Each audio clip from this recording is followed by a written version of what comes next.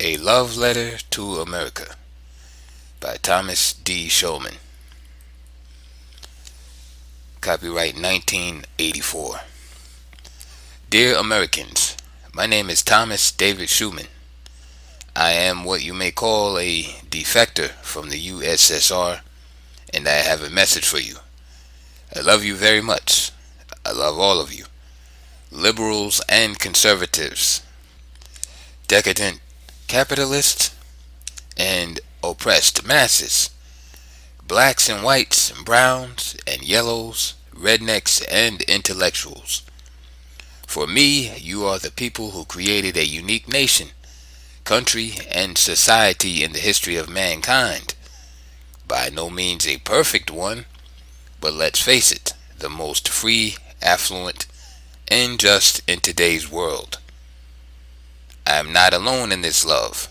People all over the earth, whether they praise America or bitterly criticize her, look upon you as the only hope for mankind's survival and the last stronghold of freedom. Some may not think in these idealistic terms, but they certainly enjoy the fruits of your civilization, often forgetting to be grateful for them. Millions of people in the so-called socialist camp or in the third world literally owe their lives to America. As a wartime child, I survived partly thanks to such decadent capitalists, as the Soviets say, things as spam meat, condensed milk, and egg powder that were supplied to my country by the USA through the Lend-Lease program of World War II. In the Soviet Union, we secretly but proudly call ourselves the spam generation.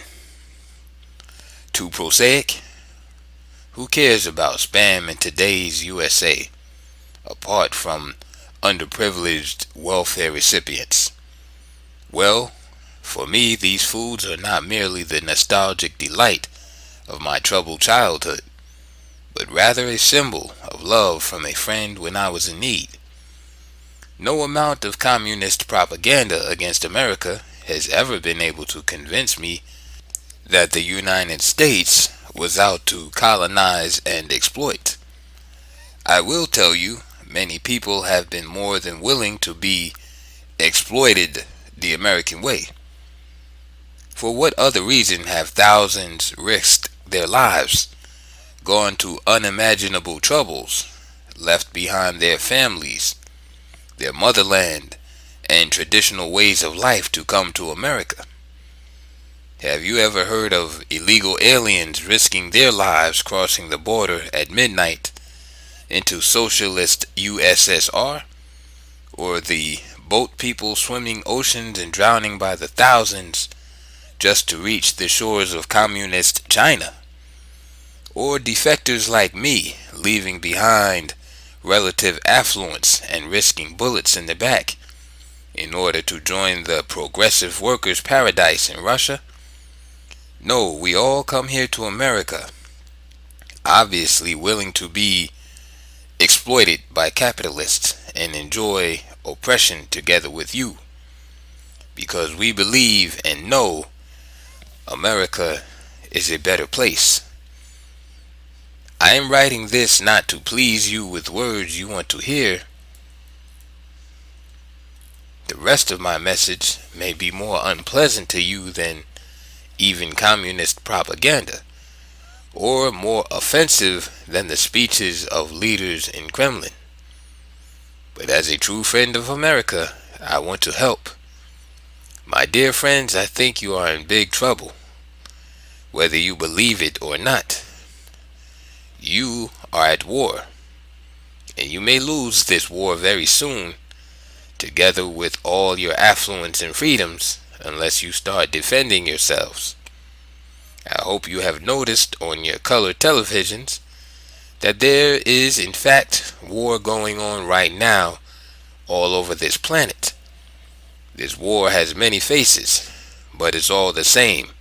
It's war. Some call it national liberation. Some title it class struggle, or political terrorism. Others call it anti-colonialism or struggle for majority rule. Some even come up with such fancy names as War of Patriotic Forces or Peace Movement. I call it World Communist Aggression.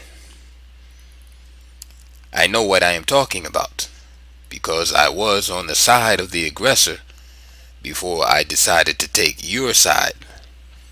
I do not believe, I know, that in this war no one is being liberated, decolonized, or made equal, as Soviet doctrine proclaims. You may notice, if you give yourselves the trouble to observe, that the only equality and liberation this war produces is the equality of death and the liberation from freedom. Look at Russia, Poland, Hungary, Afghanistan. Would you say the people of those countries celebrated and rejoiced when the Soviets brought them equality and liberation? Of course not. We must take a clear and honest look at what Soviet liberation actually means. This war of communist world aggression is not fought against some mythological capitalists, as communist propaganda claims. No, my dear friends, this war is fought against you, personally. Communist wars of world aggression are not fought for liberty and equality. We have thousands of unequivocal examples of the horrendous human suffering, torture, and mass death that occur after a Soviet liberation. The final stage of communist aggression, military confrontation, has very little to do with rivalry for territorial or geopolitical gains in order to free and liberate. Communist world aggression is a total war against humanity and human civilization. In communist propaganda terms, this is the final struggle for the victory of communism. The driving force of this war has very little to do with natural aspirations of people for better lives and greater freedoms. If at all, these aspirations are being used and taken advantage of by the manipulators and progenitors of the war. The real driving force of this war of aggression is ideology, something you cannot eat, wear, or store for a rainy day. An integral part of this war of ideology is ideological subversion, the process of changing the perception of reality in the minds of millions of peoples all over the world. The late comrade Andropov, the former head of the Soviet KGB, called this war of communist aggression the final struggle for the minds and hearts of the people. The reason that I am so certain of the real goal of communist aggression is that I was actually a part and an unwilling instrument of Soviet subversion tactics.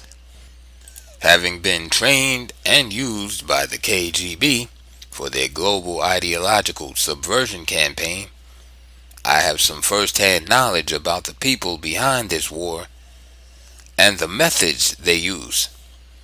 I know very well the way the communists, whom the Western media call freedom fighters and rebels, operate.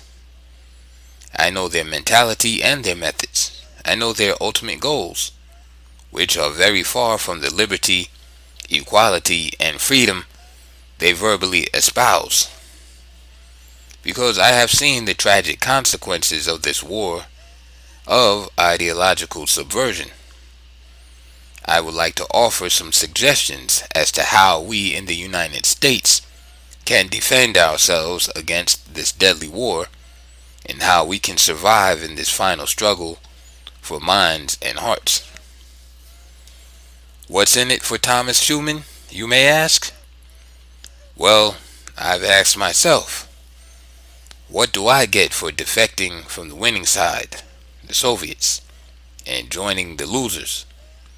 I hope I don't have to tell you that at least a dozen countries have succumbed to the communists since my defection.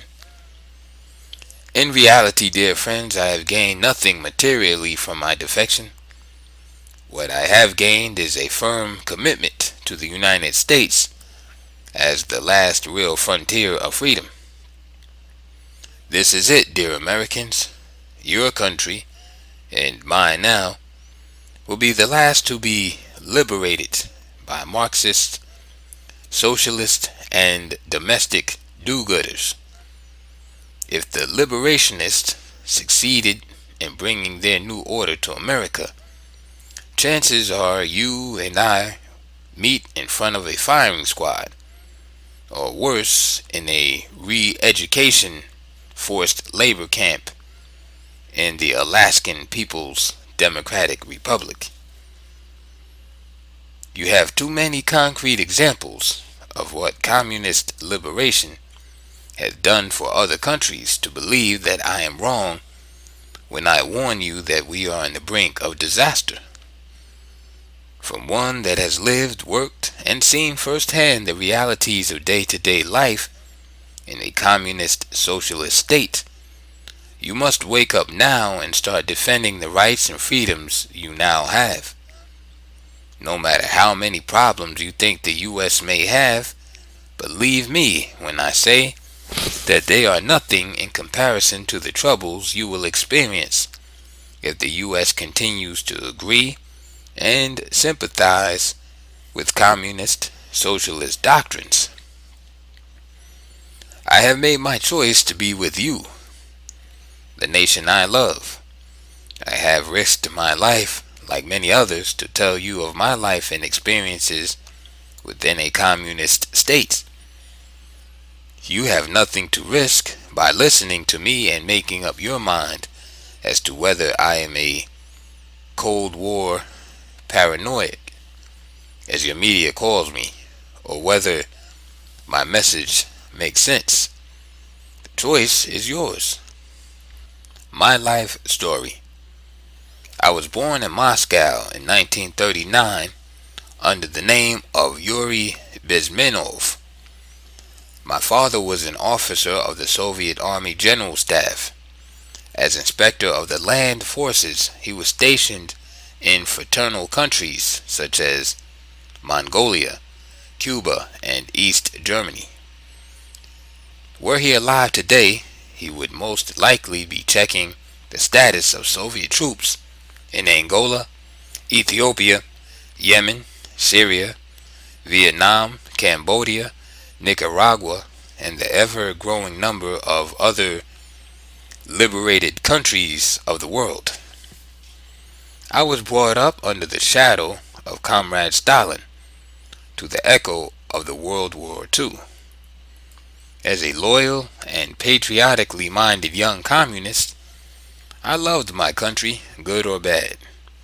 However, unlike certain Western intellectuals and liberals, I did not require half a century to realize that the leaders of my country are self-imposed dictators, mass murderers, and that the ideology of Marxism-Leninism is an absolutely false system that produces none of the advantages or benefits of the workers' paradise that it promises.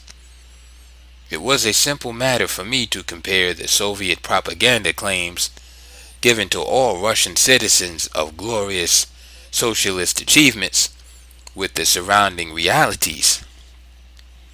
Early morning bread lines, because we had so little to eat. The frequency of arrest of quote-unquote enemies of the people, and the omnipresent fear of the KGB.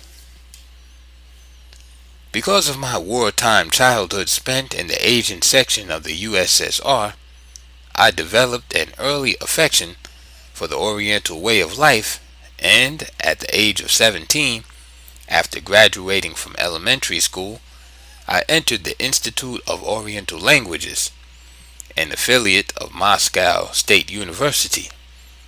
The institute was actually under the direct control of KGB and Communist Central Committee, an elitist nest for future Soviet diplomats, foreign correspondents, and spies. At the institute, while studying several foreign language and mass media, I was required to also take compulsory military training. During training, we students were taught how to play strategic war games using the maps of foreign countries. Civil defense and anti-nuclear training were also essential parts of our education. In addition, we took interrogation classes, which were designed to teach us how to interrogate prisoners of war. In particular, we were instructed to interrogate prisoners as to their reaction to a Soviet nuclear strike aimed at their country. It was for me a bizarre experience. Upon graduating, I was sent to India as a translator for the Soviet Economic Aid Group, which was building oil refineries in 2 Indian states. Here, during my first foreign assignment, I realized the great discrepancy between my country's proclaimed goals of selfless fraternal cooperation and the actual ruthless exploitation of India by Soviet neo-colonists. As an example of this exploitation, the Soviets, in purchasing Indian manufactured goods, would pay the Indians only in rubles. Unfortunately, rubles are non-convertible currency on the international markets, meaning that the Indian manufacturer would be unable to purchase anything on the international market with his Soviet rubles. On the other hand, the Soviets would take the Indian manufactured goods and sell them at a substantial profit on the international market for hard currency such as dollars or pounds, which are easily negotiable. So basically, the Indian manufacturer received only a fraction of the actual worth of his product, while the Soviets reaped the rewards of their duplicity. Is it that the Indians are stupid, ignorant people, that they allow the Soviets to deceive them in this manner? On the contrary, for the most part, they are innocent victims of one of the world's most sophisticated con games, ideological subversion. They have been psychologically manipulated through media, politics, etc., into believing that the Soviets are their friends who are protecting them from the Western imperialists. This same subversion game is being played all over the world, even in America. KGB influence in our media, politics, and nearly every phase of our life has produced a growing conviction on the part of many Americans that we are the quote-unquote bad guys. Again, I have to remind you that to date, there has never been a single defection from the United States. The Soviets have produced an absolutely ludicrous global lie that people are believing. Why? Because the tactics of ideological subversion work. Even after witnessing the ruthless tactics used by my country, I still naively hoped that things would turn out for the better eventually. After all, I was a product of the post-Stalin era of thaw and liberalization started by Khrushchev. I believed in socialism with a human face. That faith was shattered irreparably only 5 years later when I witnessed the brutal Soviet military intervention into fraternal Czechoslovakia in 1968. After completing my first assignment in India in 1965, I was recalled to Moscow and immediately joined the Novosti press agency. Novosti means news in Russian. The biggest and most powerful propaganda, espionage, and ideological front of the KGB. I was employed by Novosti as an apprentice for their classified department of political publications, GRPP, under Comrade Norman Borodin. After working a short time, I discovered that about 75% of the Novosti's staffers were actually KGB officers. The other 25% were co-optees or KGB freelance writers, PR officers, informers like myself. The other interesting fact I discovered was that there was no news at Novosti. My main job, apart from writing, editing, and translating propaganda materials to be planted in foreign media, was accompanying delegations of Novosti's guests, journalists, editors, publishers, writers, politicians, and businessmen from foreign countries on tours of the USSR or to international conferences held in the Soviet Union. In actuality, as a freelance journalist, I did absolutely no writing or news coverage at all. After several months, I was formally recruited by the KGB as an informer, while still maintaining my position as a Novosti journalist. My work with the KGB entailed combining my journalistic duties with the collection of intelligence data and the spreading of disinformation to foreign countries for the purposes of Soviet propaganda and subversion. It was only a matter of time before the KGB realized that my personal friendships with the guests of Novosti press agency could also be utilized for their operations. Why did I allow myself to be recruited? There really is no simple answer. For one thing, a Soviet journalist cannot simply say no to the KGB if he wants to remain alive, free, pursue his career, and travel abroad. He simply must cooperate with the KGB or suffer the consequences. Secondly, apart from monetary and material gains, a Soviet journalist, co-opted, hired by the KGB, has a rare chance to become important in his own country. And in 1965, the USSR was still my country. Many of my colleagues, both cynicists and true patriots, joined the KGB, naively believing that they could promote themselves to the higher positions of power, while maintaining their secretly kept moral principles and disguising their actual disgust of the system. By the time most of them realized that power corrupts and that allegiance with the Soviet communist power corrupts absolutely, it was too late. The majority of my former colleagues are now firmly entrenched in the privileged class, and their humanistic ideals have all been traded, one by one, for small comforts such as a private car, a rare thing in the USSR, a free apartment, a country house, dacha, free trips abroad, and freedom to socialize with foreigners, none of which would be possible or available to the average Russian worker. So despite my early dislike of the Soviet communist system, I joined the KGB, hoping in some way to outsmart them, to play the game until I could see more clearly how to proceed. My rapid promotion followed.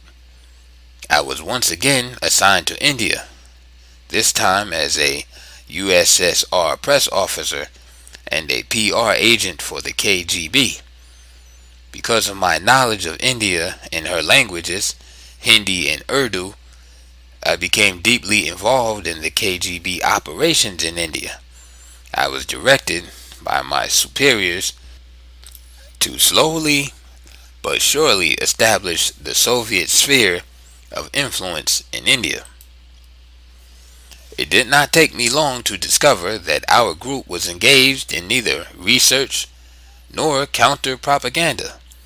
Behind locked doors, we accumulated intelligence from various sources, including Indian informers and agents, regarding virtually every important and politically significant citizen of India, members of parliament, civil servicemen, military and public figures, media people, businessmen, university professors, radical or otherwise students and writers. In other words, everyone instrumental in shaping the public opinion and policies of the nation. Those who were friendly and ready to invite the Soviet expansionist policy into their own country were promoted to higher positions of power, affluence, and prestige through various operations by KGB Novosti. Large groups of the so-called progressive and sober-thinking Indians were on a regular basis generously supplied with duty-free booze from the embassy stocks. Soviet sympathizers were invited to the USSR for free trips and numerous international conferences, where they not only received substantial sums of money in the form of literary awards or Nehru Peace and Friendship prizes, but were also medically treated for VD or hernias acquired in the perpetual class struggle against American imperialism. Those who refused to be flexible and take a voluntary role in this cruel farce were thoroughly character assassinated in the sensation-hungry media and press. Let me give you an example of how the KGB uses the information it collects. One day in 1968, I was routinely scanning through the backlog of USA Information Service releases and classified documentation generously supplied to us by our Indian and American friends in one of the dispatches. I read that the South Vietnamese city of Hue had been captured by the Hanoi Communists.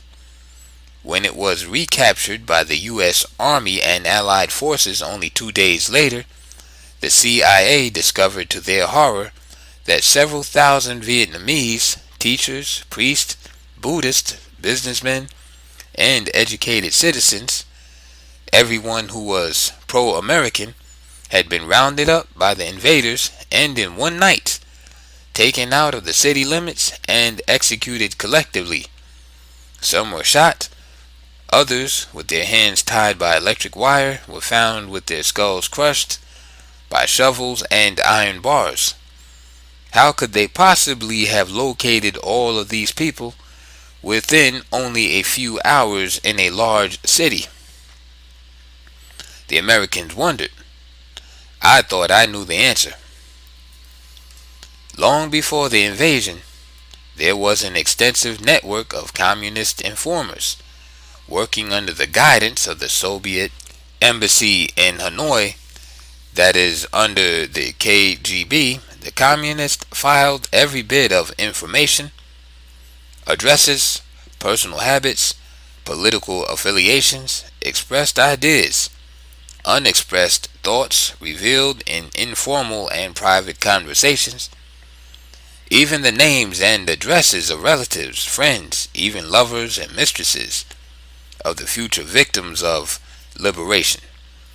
After reading the news release, I was sick, physically, with the realization that the department I was working for in New Delhi was engaged in exactly the same activity that had been used in the city of Hue.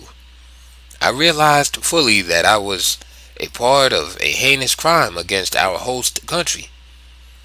Adding to my nausea, I discovered that some of our files contained data of a personal nature. intimate information such as sexual preferences, e.g., homosexuality, of certain Indian VIPs, even radicals and communists openly sympathetic to Soviet policies. Were they also listed for execution if a Soviet-backed revolution in India should occur? My frustration was compounded by my KGB supervisor, who coached me in a fatherly tone. Don't bother with these prostitutes, the Indian communists. Don't waste your time with them. There is nothing more dangerous than disillusioned true believers in communism. They turn into the most bitter enemies and counter-revolutionaries. Aim higher at respectable, conservative, well-established capitalists and pro-American elements. So as you can see, the KGB Soviets have absolutely no respect for the majority of their new converts. One event in particular that solidified my increasing horror of KGB tactics concerned one of my closest Indian friends, a journalist who represented one of the most influential newspapers in India. When I discovered that my friend had been targeted for a KGB character assassination, I felt a tremendous desire to escape from the USSR embassy immediately and to confide to my Indian friend the situation confronting him, and also my desire to break my ties with the KGB, which meant defection. However, such an impulse scheme could have hardly succeeded. The Indian government, under strong pressure from the Soviet embassy, had adopted a law which stated that no defector from any country has a right of political asylum in any embassy in the territory of the Republic of India. This masterpiece of political hypocrisy had been created by Mrs. Indira Gandhi after Stalin's daughter Svetlana defected to the West while residing in India. Because of this situation, I knew full well that my defection would not be a simple matter, and as a result, it required a carefully thought out plan. To be caught by the KGB while attempting defection would mean that I would be forcefully returned to Russia and imprisoned, perhaps worse. I therefore resolved to wait until I had formed a definite plan for my escape. However, my patience was running thin. One of the last straws for me was a story I heard from one of my KGB colleagues. I learned that the Soviet Union was importing Soviet-trained subversives to East Pakistan in preparation for a revolution there. My colleague further informed me that Soviet cases marked printed matter to Dhaka University, stored in the basement of the USSR consulate in Calcutta, were accidentally discovered to contain not university texts, but rather Kalashnikov guns, AK-47s, and ammunition for the anticipated communist revolution in Pakistan.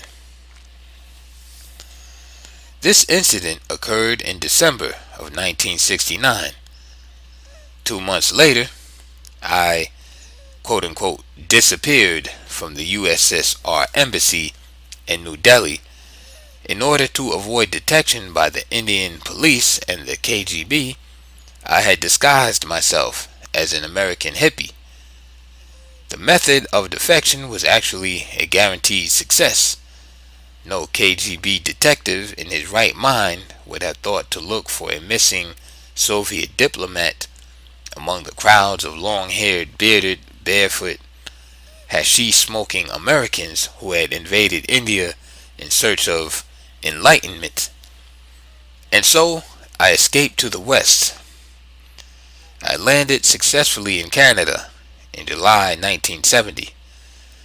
There I studied history and political science, taught Russian language and literature, and worked for the Canadian Broadcasting Corporation as an announcer, producer for Radio Canada International, an equivalent of the Voice of America.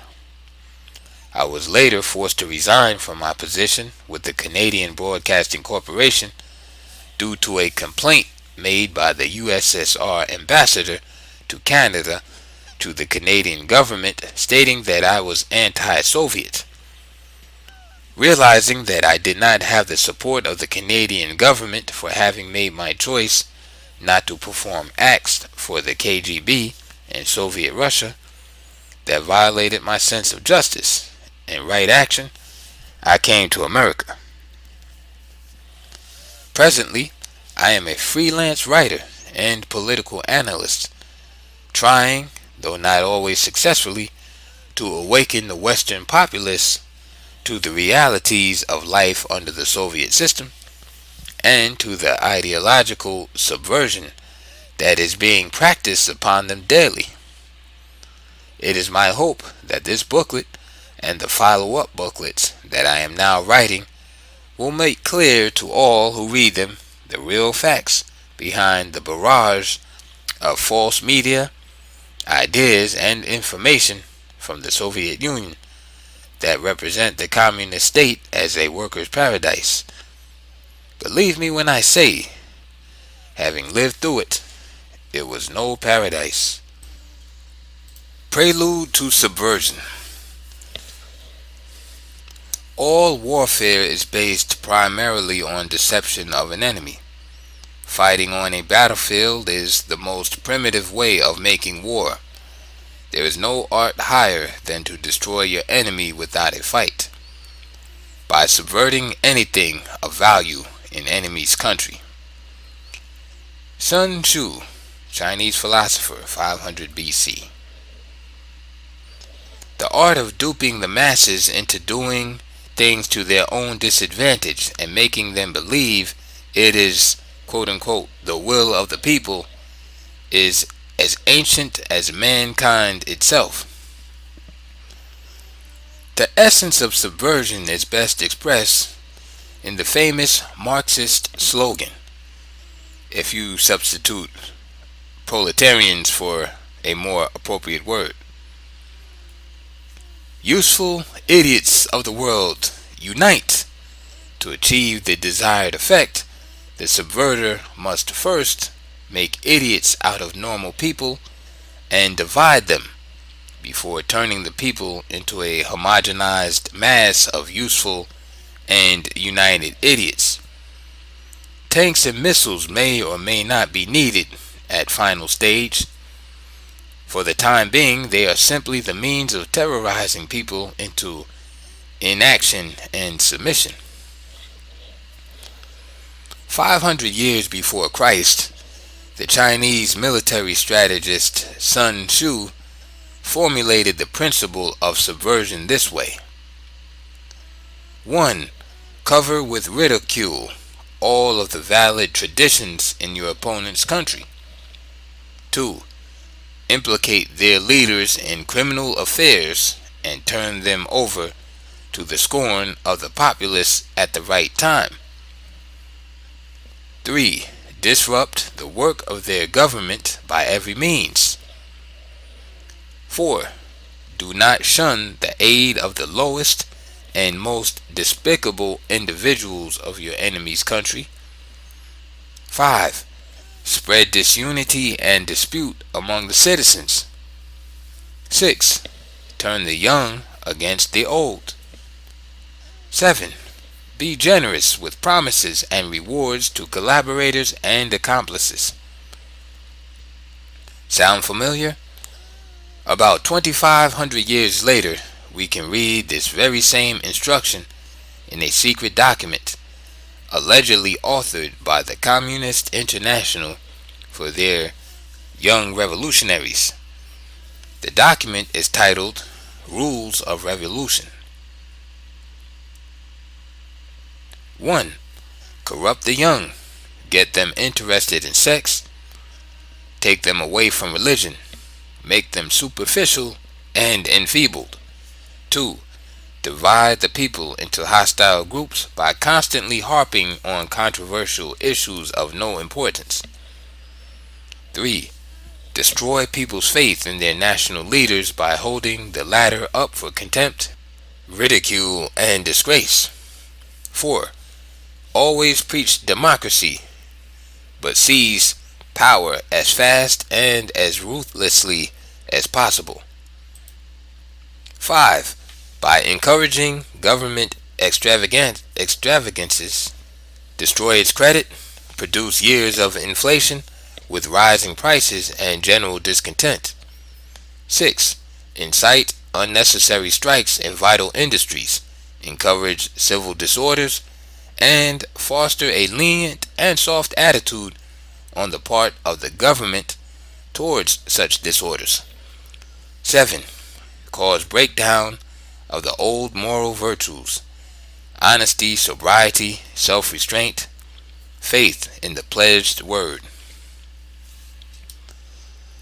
I cannot vouch for authenticity of this document, which, according to American conservative media, was captured by the Allied forces after World War II in defeated Germany in Dusseldorf.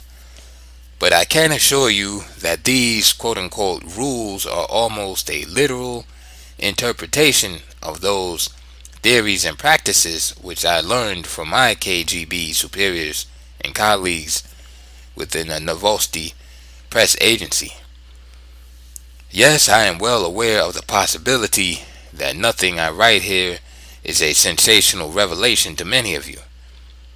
What I did was simply to structure my knowledge and experience with the Soviet subversion system into a simple and graphic record, to help you to get an overall picture of the subversion process. Let me first outline for you the movement of a target nation from the state of open society to a closed one. This outline is taken from secret, not so secret, and absolutely non-secret Marxist literature. An open society is the one you are living now. You can work in it or choose not to work, have private property or have nothing at all, love it or leave it, criticize it without fear of being declared an enemy of the people. It is a society based on free individual initiative and the free market system. All you have to do to screw up the status quo of a free nation is to borrow one false idea from the ideology of a communist or totalitarian government. For the sake of simplicity, I have chosen the idea of egalitarianism. People born equal, therefore must be equal. Sounds great, but look at yourselves. Were you born equal? Some of you weighed 7 pounds at birth, others 6 or 5. Are you now equal? In any way? Physically, mentally, emotionally, racially, spiritually? Some are tall and dumb, others short, bald, and clever. Now let's figure out what will happen if we legislate equality and make the concept of quote-unquote equality a cornerstone and pillar of socio-economical and political system. Alright? You don't have to be a great economist or sociologist to foresee that some of the people who are less equal would demand as much as those who are more equal by law. Aha, now you've got it. There will be some who get more for giving less and take advantage of those who are even less equal, say in the art of taking.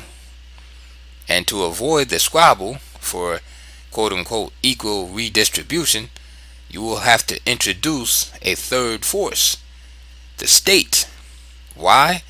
Because people were never equal, are not equal, and if God wanted us to be equal, He would probably have made us equal. No, He provided a difference. Vive la différence, said the French before the French Revolution, And they were right. The beauty of the best, most successful political, economic system created by the fathers of America has nothing to do with legislated or enforced equality. The American Republic is based on the principle of equal opportunities for unequal and very much different and diverse individuals to develop their abilities and to coexist in mutually beneficial cooperation. And that is an entirely different story. That much I knew even from the Soviet textbooks of American history. Now let's move faster. People who have declared themselves to be equal will inevitably come to expect more for their individual needs, which sooner or later will tragically come to conflict with the quote-unquote unequal reality. That will automatically produce discontent. Unhappy and discontent masses are less productive than those who are happy being what they are and making the best of it. Decreased productivity, as we all know, leads to such unpleasant things as inflation, unemployment, and recession. These in turn cause social unrest and instability, both economical and political. Chronic instability breeds radicalism as a means of solving problems. Radicalism is the precondition of a power struggle which may and has often resulted in violent and forceful replacements of power structures.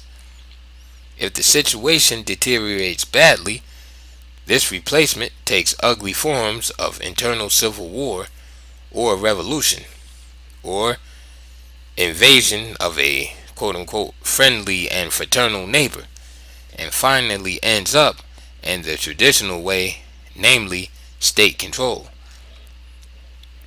Depending on maturity of a nation and the amount or absence of common sense, this control will manifest itself in the creation of a closed society, the opposite of what we had in the beginning.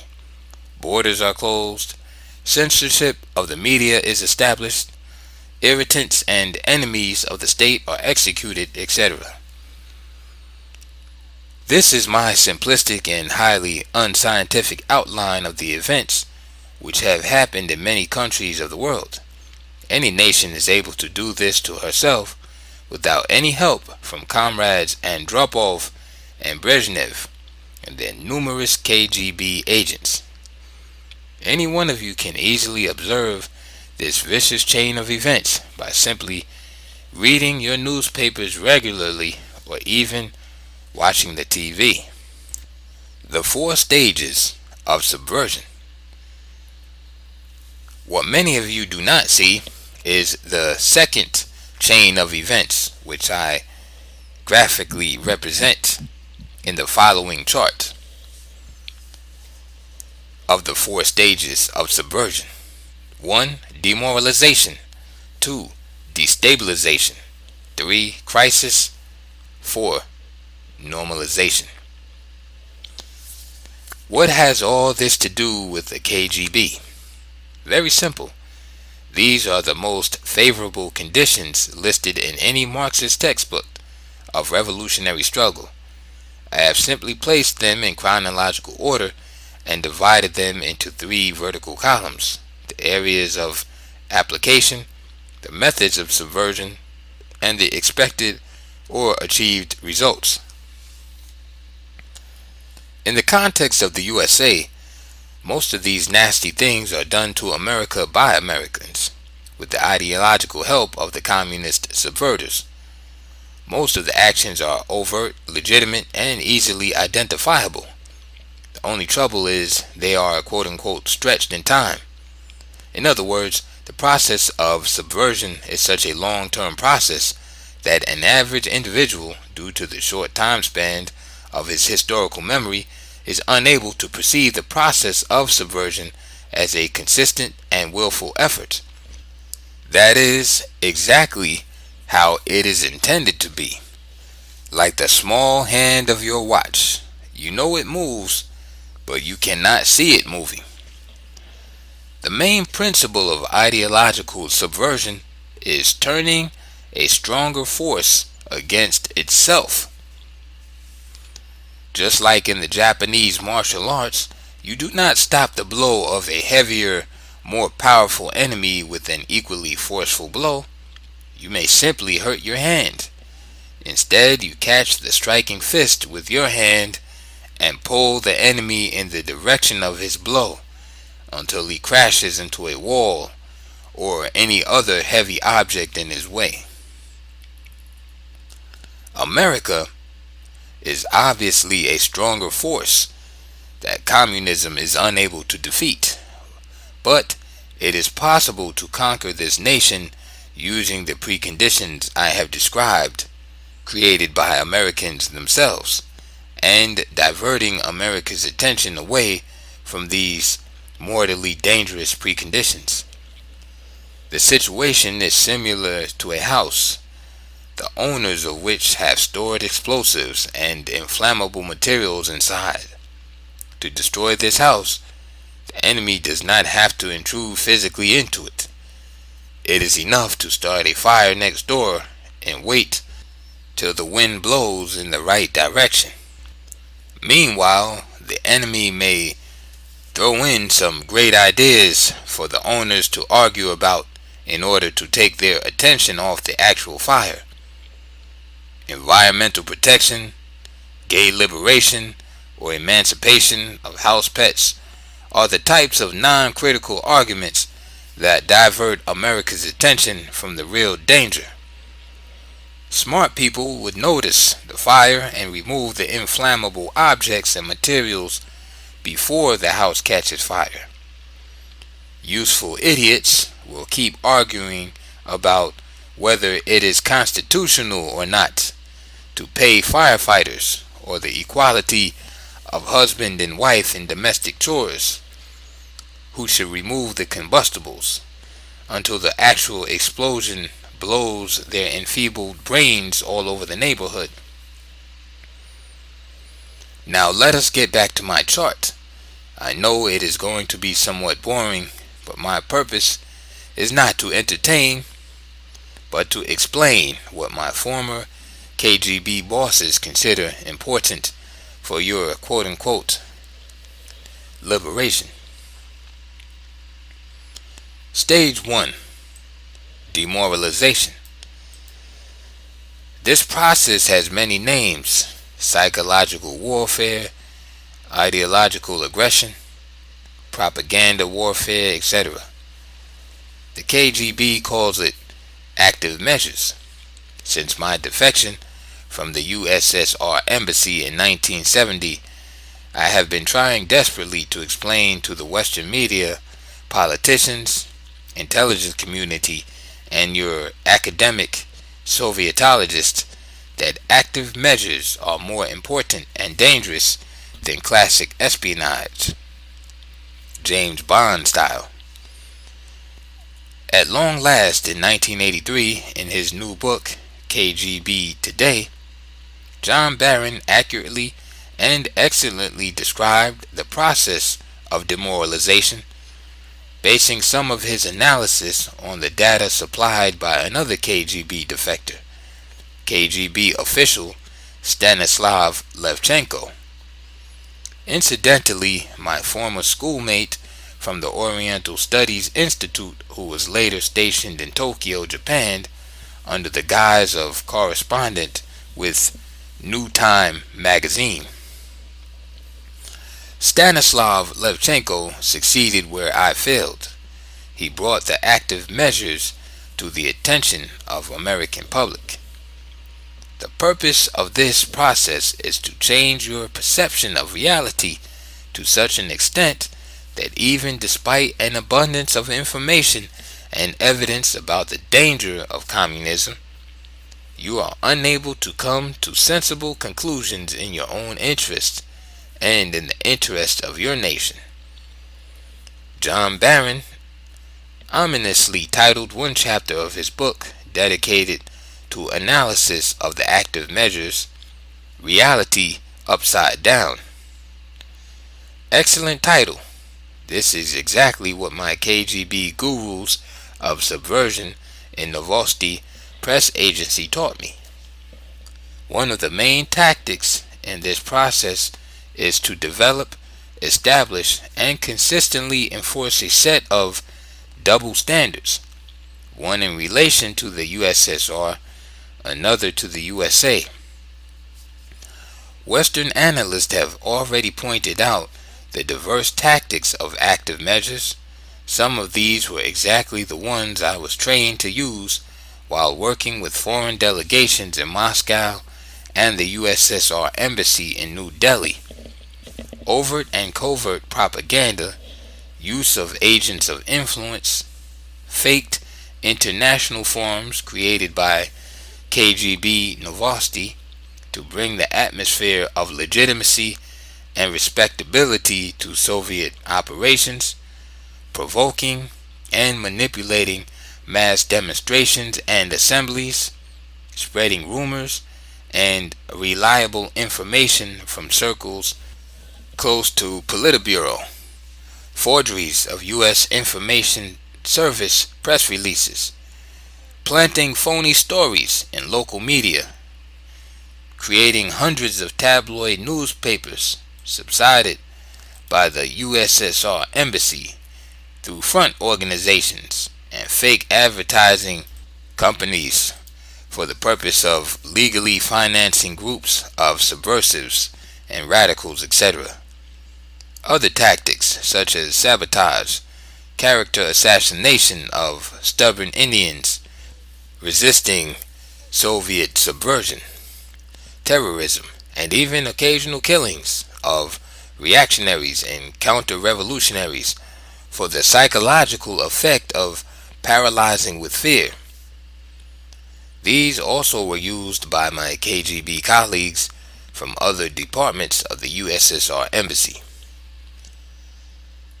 I am less familiar with these aspects of the subversion process. My role as a legitimate and overt public relations man and a charismatic socializer was directed by the KGB mainly at the initial stage of subversion. After a certain period of befriending and cultivating foreigners, I had to provide my KGB supervisor with my psychological assessment of the target individual or group and pass them over to the professionals for further processing and recruitment. Nevertheless, I was able to reconstruct the overall picture of the process rather accurately and, unlike the Western Sovietologists, come to more systematic and logical description of subversion. What I offer you now is a chart as simple as a multiplication table and as complex as calculus. The first time this chart has ever been published in its entirety. Let us start with the first stage of demoralization. It takes about 15 to 20 years to demoralize a nation. Why that many or few? Simple. This is the minimum number of years needed to educate one generation of students in a target country, America for example, and expose them to the ideology of the subverter. It is imperative that any sufficient challenge and counterbalance by the basic moral values and ideology of this country be eliminated. In absence of any cohesive and consistent national ideology, the task of the subverter becomes even easier. In the USA, as we all know, there is multiplicity of ideas and ideologies today. Without proper emphasis on the main and basic American ideology of the original republic and the free market system, it is not even considered intellectual or fashionable these days to subscribe entirely to this outmoded set of ideas. To be successful, the process of subversion at the stage of demoralization must be always and only a two-way street, which means that the target nation must be made a recipient, passive or active, of the ideas of the subverter.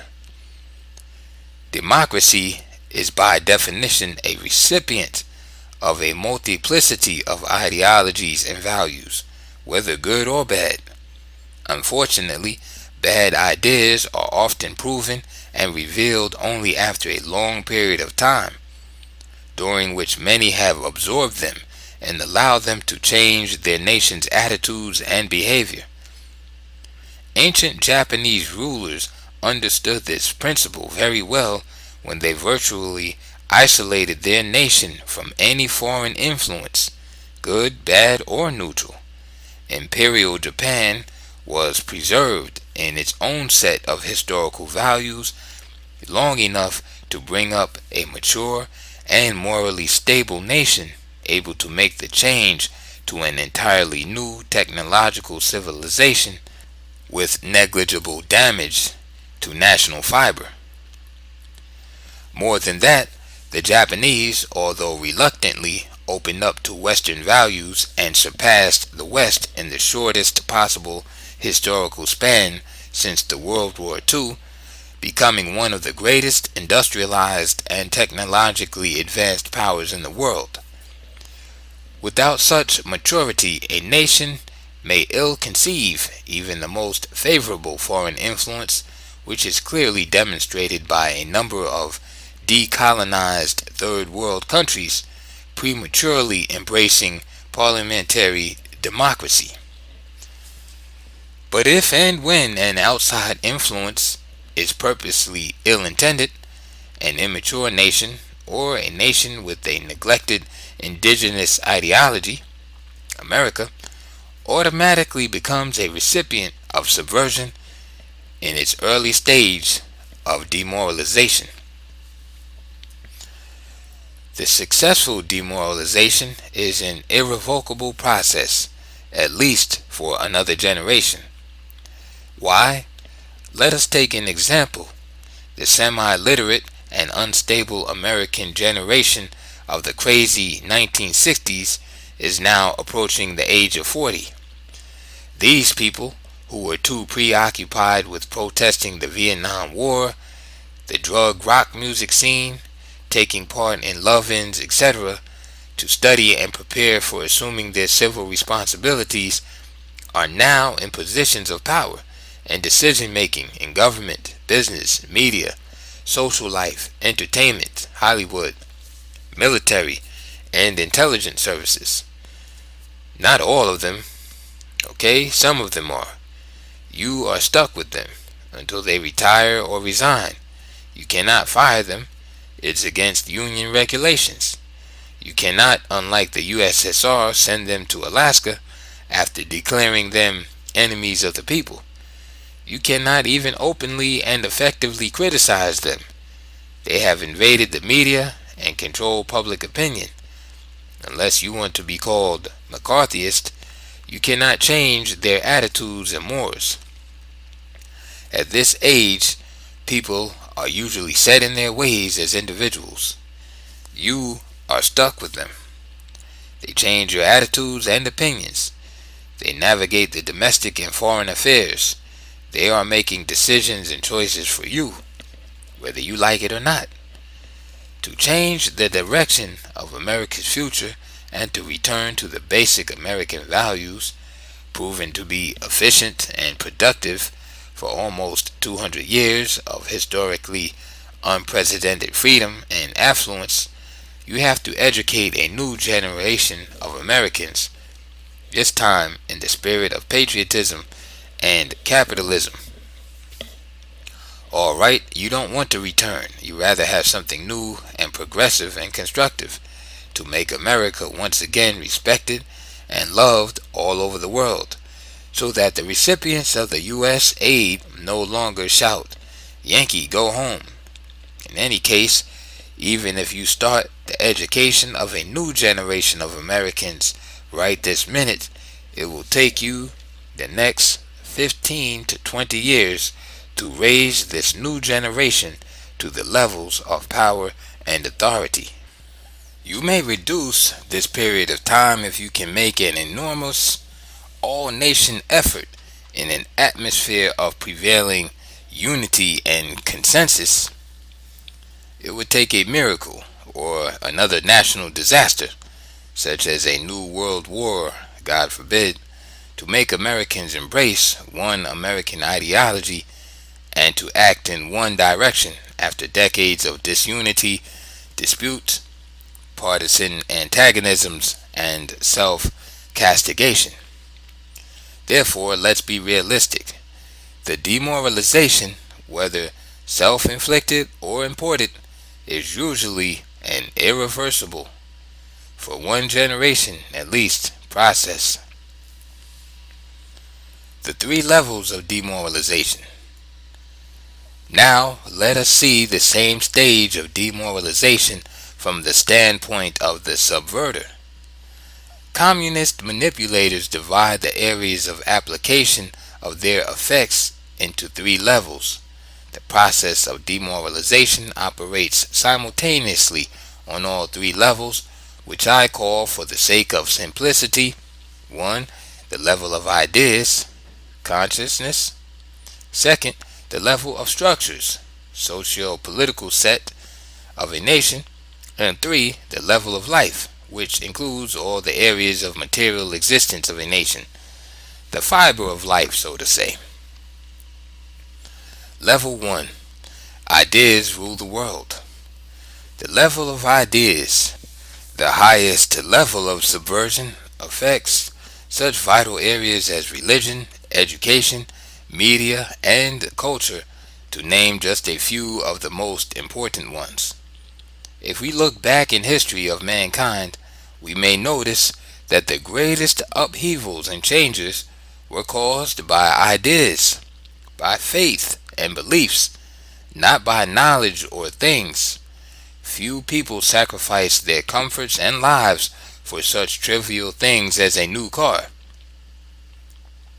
Scientific knowledge seldom generates strong collective emotions.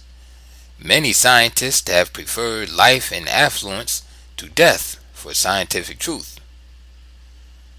I have never heard of a man who would staunchly face a firing squad for the sake of defending the truth of the law of gravity, or 2 times 2 equals 4. But faith in the seemingly irrelevant, at the time, and immaterial teachings of Jesus Christ generated such tremendous moral force in millions of human beings for the past 2,000 years that people willingly and happily accept violent death and tortures rather than deny their belief in Christ. Communism and its Marxist-Leninist dogma, according to some thinkers, Dr. George Steiner for one, is another distorted form of faith, able to inspire martyrdom in millions. Substituting the traditional values of the Judeo-Christian heritage with this Marxist satanic faith is one of the basic principles of subversion at the stage of demoralization. The highest and most effective level of ideas. The methods are as primitive as they are predictable. You do not have to be a graduate of a KGB school or Harvard University to figure out what kind of interaction between the subverter, KGB, and target, American brains, occurs on this level. Or the subverter, be it Andropov's KGB or any other purposeful group or organization hell-bent on the idea of a new world order, has to do is to study the areas where your nation's ideas could be eroded and substituted, and then slowly but consistently affect these areas by sending infiltrating agents of influence to inject new ideas, disseminate propagandist literature, and encourage self-destructive tendencies. All the subverter has to do to remove the spiritual backbone of America is to help you to politicize, commercialize, and entertainment allies the dominant religions. There are many other contributing factors the subverter can also take advantage of, such as the development and spreading of various religious cults, including satanic and death cults, preaching moral relativity and removing religion and prayer, any prayer, from schools, creating personality cults in religion whereby the preacher becomes the center and object of divine worship, not God. Often your religious charlatans claim to be incarnations of God or even God himself, etc. I have selected the above three main methods because I am most familiar with them. These methods were used by myself and my KGB Novosti colleagues, and these methods have proven to be sufficiently efficient. We did not have to bother with such silliness, for example, as recruiting Billy Graham and forcing him to tell outrageous lies about the existence of religious freedom in the Soviet Union, in state-run churches in Moscow. Let's start with the most innocent method of destroying religion, namely, making it entertaining. To attract people and money to established religious organizations, some churches have literally become theaters, conducting variety shows featuring celebrities from the entertainment industry who perform for fees. The KGB agents of influence may or may not have to physically manipulate these entertainment arrangements. The indiscriminate choice of the celebrities for these church performances is usually quite pleasing to the KGB.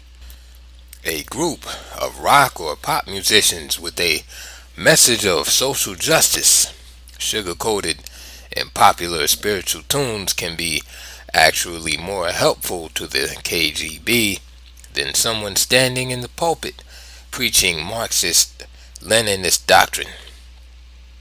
The sugar-sweet messages of social equality from the crooning mouths of the entertainers is quite enough to accomplish the aims of the KGB without any overt activity on their part. Commercialization of religion does the same thing. If the church has to solicit your money and remind you over and over again in every TV show to contribute with telephone numbers to pledge donations, that only means and infers that there is something basically wrong with your faith. Faithful people do not have to be asked for money. They tithe to their churches voluntarily and eagerly. Unhealthy competition for donations between various electronic churches does two things beneficial to the subverter. One, it makes religion dependent on the most successful salesmen of God, and these salesmen may not necessarily be, they don't have to be, of the highest moral standards. Thus, truly moral, God-centered people are turned off by organized religion.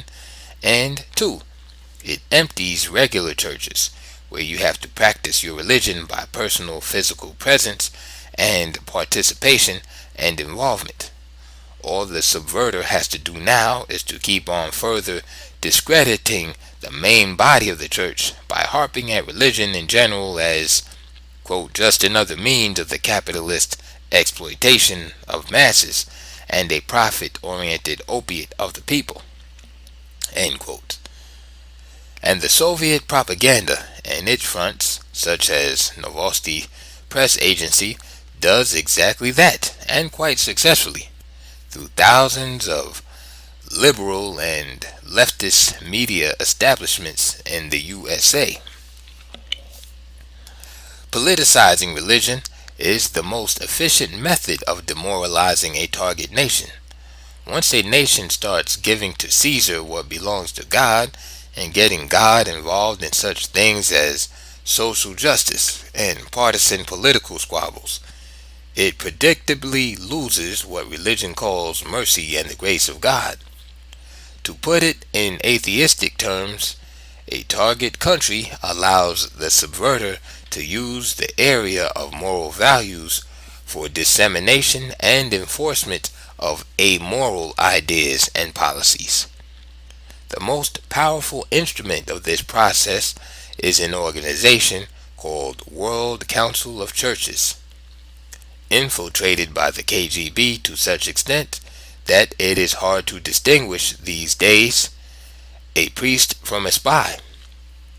Being a public relations officer for Novosti, I accompanied many foreign members of the WCC during their visits to the USSR. Some of them struck me as individuals pathologically unable to say or hear truth. They were simply allergic to any facts or opinions which would undermine their spiritual affiliation with the Soviet manipulators. Archbishop and President Makarios of Cyprus was one such religious visitor, skillfully combining both God's and Caesar's things. Makarios was extremely effective in bringing the desperately needed air of legitimacy and holiness to the junta of the Soviet mass murderers and oppressors of religion. His photogenic presence at various international forums in Moscow greatly promoted acceptability of the Soviet influence in the non-aligned and developing countries. When, after my defection to the West, I find Trotskyite publications in a United Church of Canada, or see Nicaraguan Catholic Church fathers with Soviet-made Kalashnikov machine guns hung over their church robes, or read about humanitarian aid from the American Council of Churches given to African mass murderers and terrorists who were trained in my old country by the KGB, I do not suspect, I know these things to be what they are, direct results of the communist subversion of religion. I do not need any evidence of links between the KGB and the church. The complete confusion of God-related and politically subverted related goals are obvious. In the extreme left column of my chart, you can see the results of demoralization in each individual area on each level of subversion. The result of the demoralization of religion is a phenomenon referred to as the death wish. This expression is borrowed from a book by a Soviet dissident writer, Igor Shafarevich, titled Socialism as a Historical Phenomenon, Paris, 1977. Dr. Shafarevich, in analyzing the dead civilizations of Egypt, Maya, Mohenjo-Daro, Babylon, etc., comes to an ominous conclusion. Every one of these civilizations died when people rejected religion and God and tried to create social justice along the socialist principles. Thus, socialism, according to Shafarevich, may be a manifestation of an inborn human instinct of self-destruction, if unrestrained, leading ultimately to physical death of all mankind. Mass education. This is another area of subversion at the stage of demoralization. The Marxist-Leninist concept of education emphasizes environment and mass character of education over individual abilities and quality. When American media enthusiastically reports, repeating Soviet propaganda cliches about achievements of Soviet science, they usually obscure the ideological aspects and purposes of the communist system of education. Massiveness and universality of education attracts Western sociologists and governmental bureaucracies alike. For the developing nations, this seems to be the easiest shortcut to many contemporary problems. The Western public seldom receives the explanation of the price of the state controlled socialist type education, political conformity to dictatorship, ideological brainwashing, lack of individual initiative in educated masses, lagging behind in development of science and technology. It is a commonly known fact that most of the Soviet technological marvels are stolen, bought, or borrowed from the West. Most of the scientific and technological research in the USSR is productive only and always in the most destructive area, the military. My motherland is still, after more than half-century of victorious socialism, a country without even common household refrigerators, and yet boast of their space exploration and tremendous military might, which have done absolutely nothing to improve the day-to-day life of Soviet citizens. The American romance with state-run education, as encouraged by KGB subverters, has already produced generations of graduates who cannot spell, cannot find Nicaragua on a map, cannot think creatively and independently. I wonder if Albert Einstein would have arrived at his theory of relativity if he had been educated in one of today's American public schools. Most likely, he would have discovered marijuana and variant methods of sexual intercourse instead. Wouldn't you agree that KGB sponsored demoralization is not going to produce the dynamic, talented, and fruitful young Americans of the future? Contemporary American permissiveness and moral relativity in education have greatly facilitated Soviet ideological subversion tactics. The main methods of Soviet demoralization of American education are: 1. Student exchanges, whereby American students and professors go to Moscow and are exposed to ideological brainwashing, sometimes lacking the proper education that would allow them to assess the Soviet information they receive objectively. 2. Flooding of campus bookstores with Marxist and socialist literature published both in the USSR and by domestic fellow travelers. 3. International seminars and conferences with Soviet participation, where Soviet propaganda seldom is balanced by opposing viewpoints. 4. Infiltration of schools and universities by radicals, leftists, and simply disturbers, often functioning unknowingly under the direct guidance of KGB agents of influence. 5. Establishing numerous student newspapers and magazines staffed with communists and sympathizers. 6. Organizing study groups and circles for dissemination of Soviet propaganda and communist ideology. The eventual result is very predictable: ignorance combined with anti-Americanism. That's good enough for the KGB at this stage of subversion. Lords of public opinion. The American media is a willing recipient of Soviet subversion. I know this because I worked with American journalists and correspondents in Moscow while on the Soviet side, and after my defection to the West. People habitually refer to the American media as free, ignoring the obvious and commonly known fact that most of the most powerful media in the USA is already monopolized both financially and ideologically by what are referred to as liberals.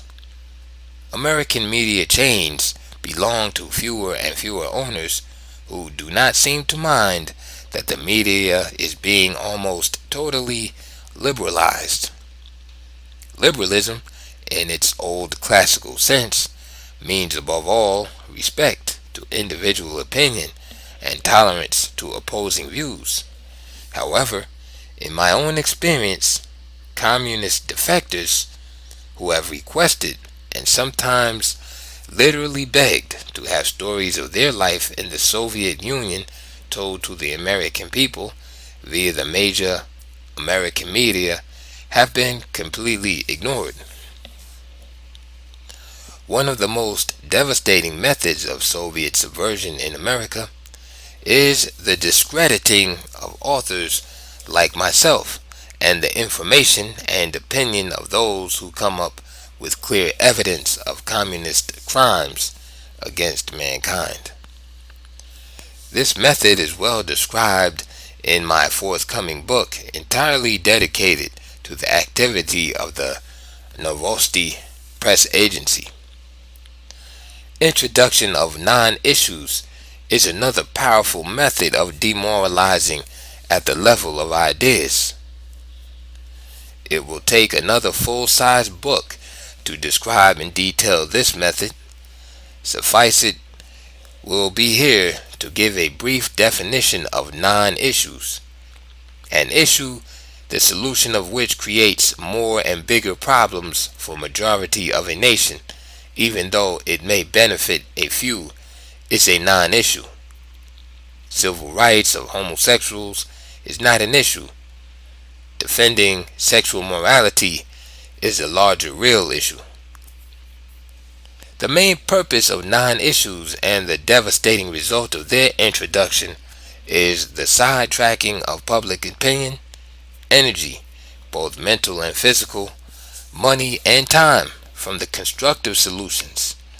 Soviet propaganda elevated the art of infiltrating and emphasizing non-issues in American public life to the level of actual state policy. Addictive mass culture. Years ago, when I was scanning through a pile of Western newspapers in Novosti's Moscow headquarters, I came across a column written by a Canadian writer, Gregory Clark, in the Toronto Star. Here it is in full. I have saved it for my files. Quote, "If I were a communist agent in America with millions of dollars to spend annually, I would not waste it in bribing public servants to give away state secrets, but I would lavish and encourage the sleazy tunesmiths of that region to turn out more and more garbage culture. Gaggle-headed and obscure musicians would be helped to prominence. I would seek out the more questionable publishers of the dirtier paperbacks and slip them a few $100,000 so they could set up more respectable head offices. Wherever trend shows toward the beat generation, I would offer it a helping hand. Anything that prompted the insubordination of teenagers, anything that contributes to the confusion and exasperation of parents, would be most liberally endowed. The basic intention of my spending would be to break down the discipline, encourage relaxation of authority of every kind so as to build up, in as short time as possible, an adult generation that could easily go out of control. America would look desperately around for any kind of discipline to rescue them, and there, pretty as a picture, would be communism, the most iron-fisted discipline since Sparta. The victory would be bloodless, except of course in concentration camps, torture, prisons, and few things like that, but nobody would know about that because of censorship of the press." End quote. This was written in 1959. The accuracy of this description of our activity stunned me. We had just completed helping a gaggle-headed communist entertainer, Yves Montand, to prominence in Moscow and were halfway through with publicly elevating obscure Indian filmmaker Raj Kapoor to fame. The editorial offices of Novosti were teeming with sleazy foreign singers, poets, writers, artists, musicians, and intellectuals coming to my country for support in their progressive struggle against their own decadent capitalist societies. There is not much I can add to that statement of a wise Canadian columnist today. Yes, KGB encourages demoralization of America through the mass culture by relying upon the help of the useful idiots of the entertainment business. No, the Beatles, punks, and Michael Jackson are not on the KGB payroll. They are on your payroll. All the KGB had to do is to slowly and gradually change your attitudes and kill your resistance to the demoralizing addiction your kids call music. Make it acceptable, normal, make it part of American culture, where it does not belong and never did. The second level of demoralization: structures. There is a Russian proverb which says, quote, "The sly head gives no rest to the arms," end quote. Let us see what communist subversion does to your quote unquote arms. The socio-political economic structures of America. The areas of application for demoralizing American structures are: 1. Judicial and law enforcement system. 2. Public organizations and institutions dealing with relations between individuals, groups, and classes of the society. 3. Security and defense organs. 4. Internal political parties and groups. 5. Foreign policy, formulating bodies both governmental and non-governmental, think tanks, academia, Sovietology advisors, etc. In the area of quote unquote law and order, the method of demoralization is to promote and enforce the prevalence of the legalistic approach over the moral one. Several generations of American lawyers and lawmakers graduating from the liberal, that is, leftist, socialist-oriented schools after long-time exposure to the socialist ideology have already created an atmosphere in the U.S.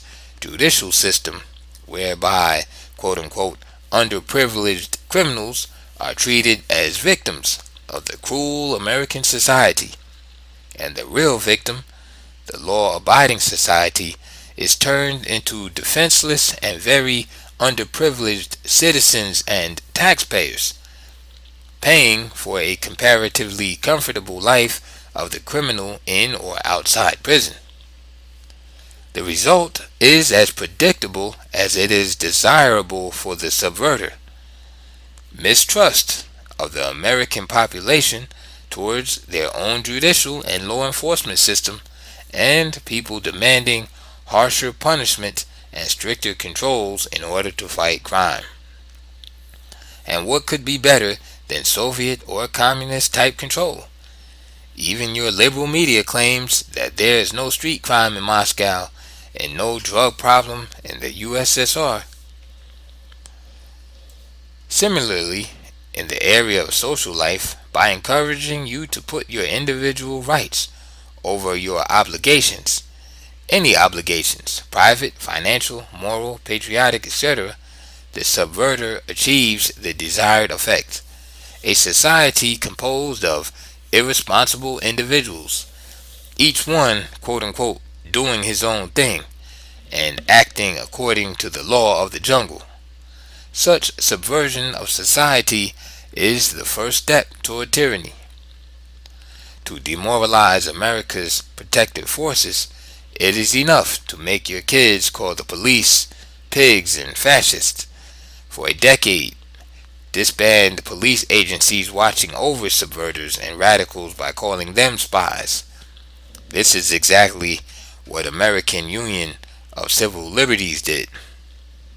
Stage campaign after campaign of discreditation and investigation of the wrongdoings of the police.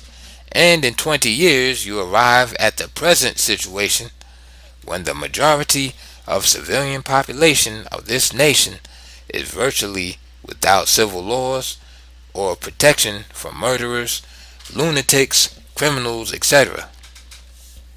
Can you now expect your police and civil authorities to protect you and your family in case of terrorist attack or a major civil disturbance?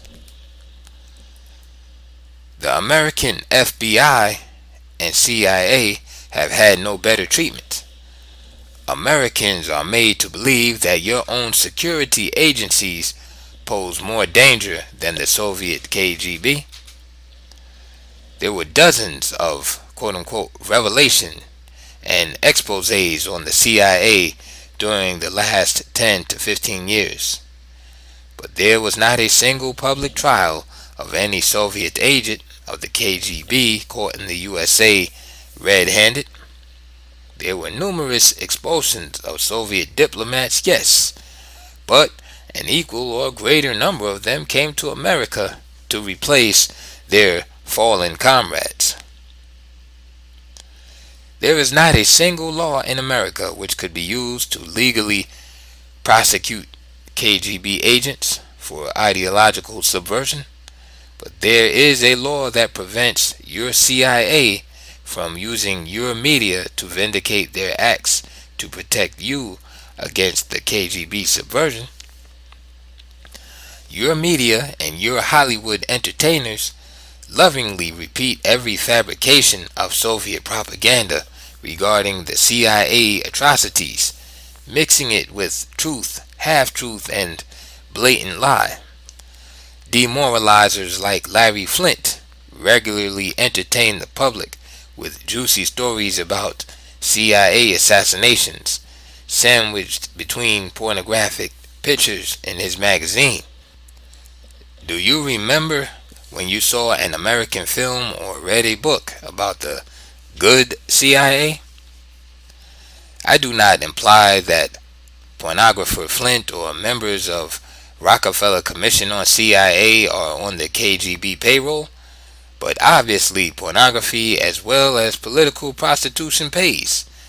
It sells Hustler magazine, it sells politicians, and it kills the security of America.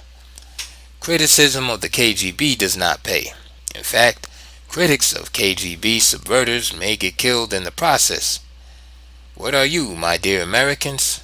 A nation of masochists and cowards? When you read and listen to all this dirt poured upon your security agencies by the media and politicians, can't you realize that the most just and factual criticism of the CIA is wrongly addressed?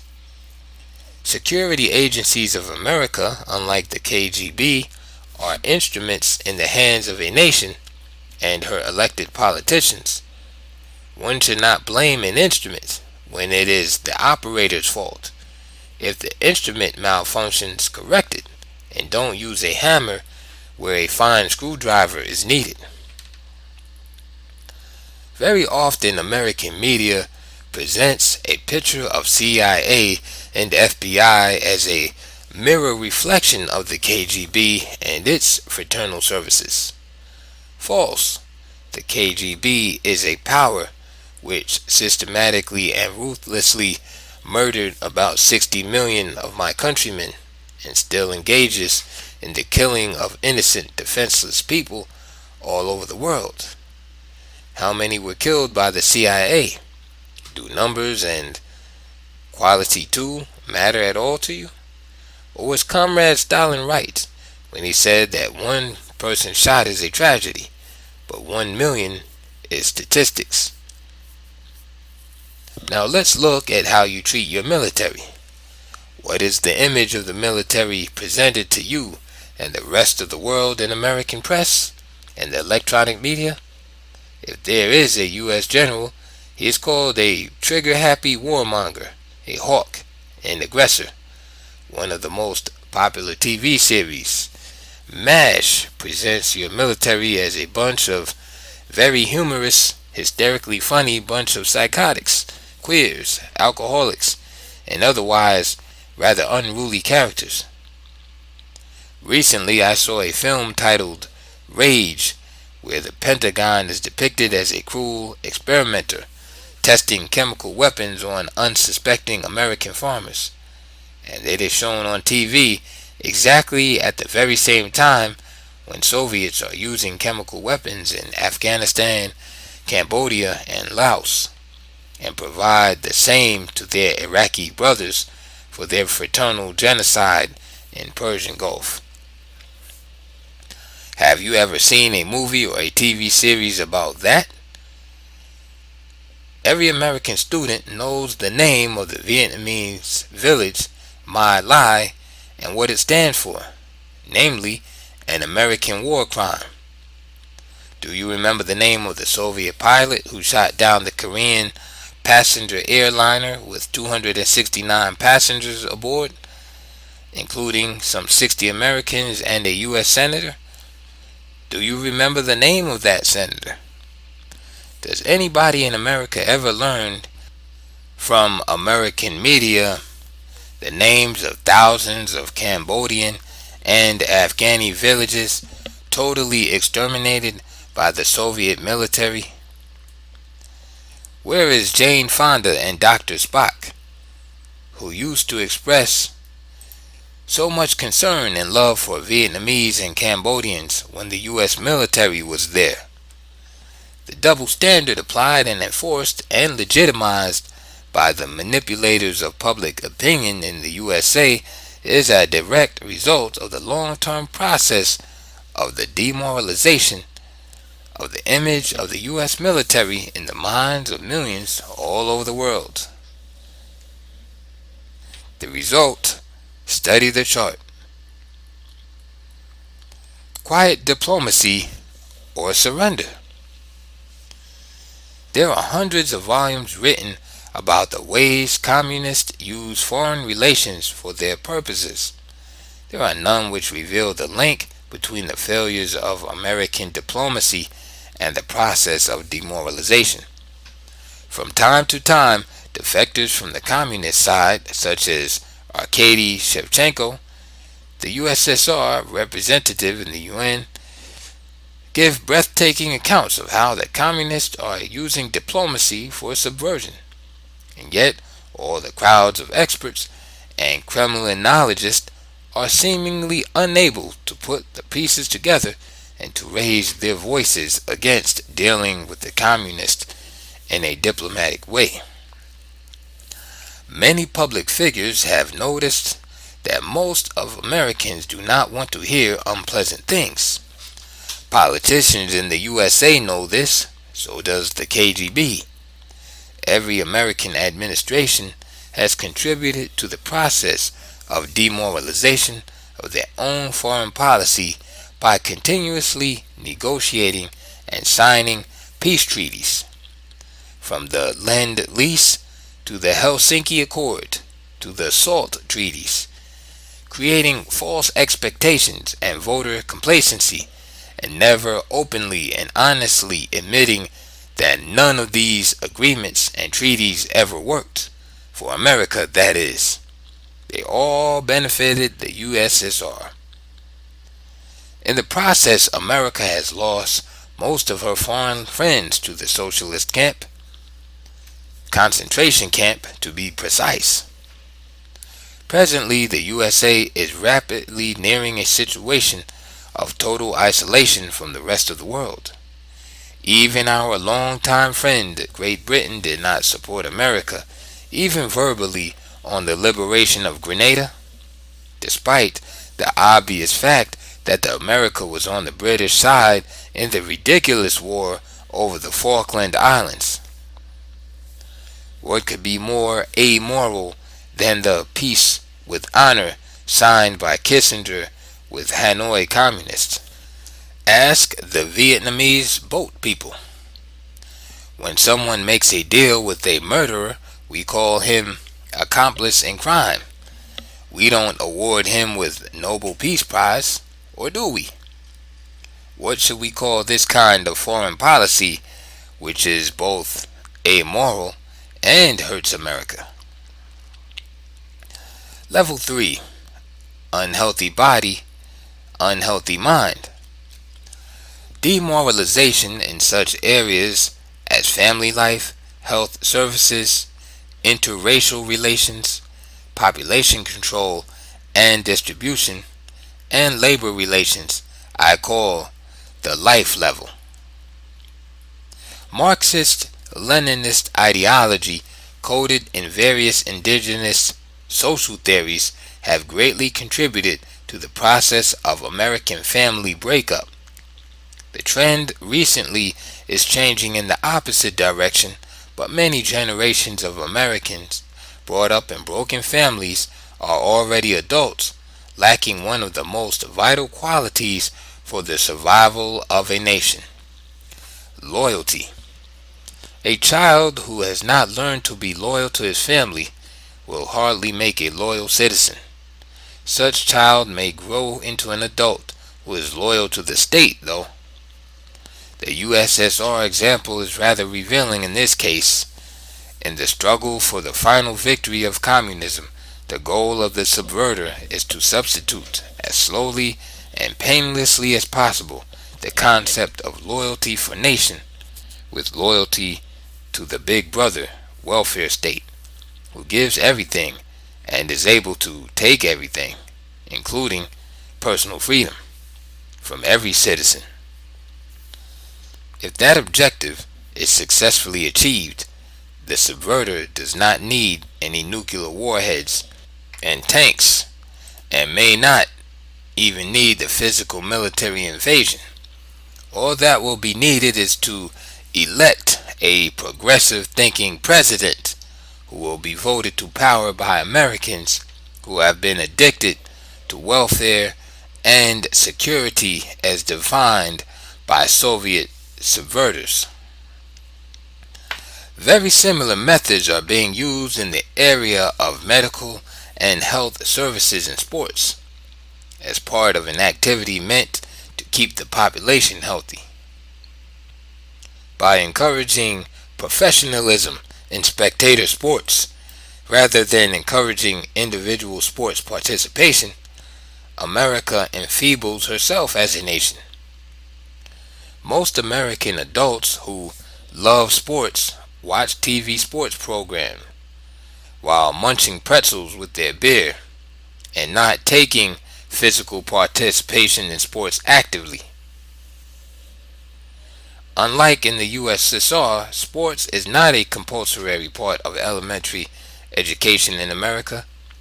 Impressive victories of Soviet athletes at international competitions further facilitate the ideas of the supremacy of socialism in the area of public health, thus convincing more and more Americans of the need to emulate the Soviet system and introduce it into the American schools. What many Americans do not realize is that what they see on the TV screens is not real Soviet sport. The majority of the USSR population is not athletic at all. They are sick from the lack of correct nutrition and alcoholism. Soviet athletes are state-created exceptions to the general national deterioration in the USSR. A similar myth is being promoted in the United States about free health care in the USSR. While working in Moscow, accompanying numerous foreign delegations and showing them regular medical facilities and clinics and hospitals, my guests did not all realize that I was taking them to specially prepared exclusive medical establishments only for the eyes of foreigners. When I arranged interviews with Soviet doctors telling my guests about the glorious achievements of Soviet surgery, some of them had no way of checking if these achievements were available to USSR collective farmers or workers in Siberia. They are not, and many Americans know about this, although they have never visited my old country. Yet the tendency of U.S. bureaucrats is to enlarge the state-run Medicare, despite the fact that, as shown in the USSR and elsewhere, socialized medicine is substandard, less efficient, and most definitely less progressive than privately owned and operated medical facilities within a properly functioning free market system. Demoralization in the area of food consumption patterns is also effective in the introduction of such things as junk foods. No KGB agents do not put chemicals into American food and drink. It is done by some American mega monopolies who operate along the same principles as Soviet audiobk public food service. They look at consumers as units of consumers, not individuals, abolishing freely competing small food companies who had to treat you individually to survive economically.